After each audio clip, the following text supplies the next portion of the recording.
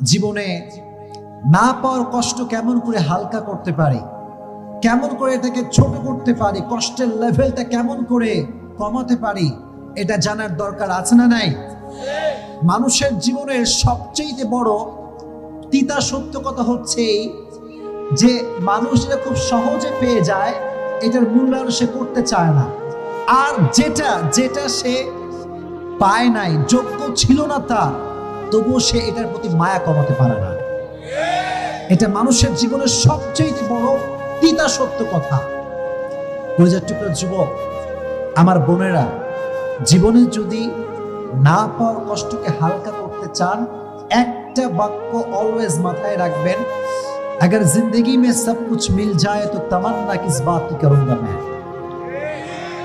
জীবনে যদি সবকিছুই পেয়ে যাই, তাহলে আশা বলতে তো কিছু থাকবে না। জীবনে বাঁচতে হলে একটা আশার দরকার।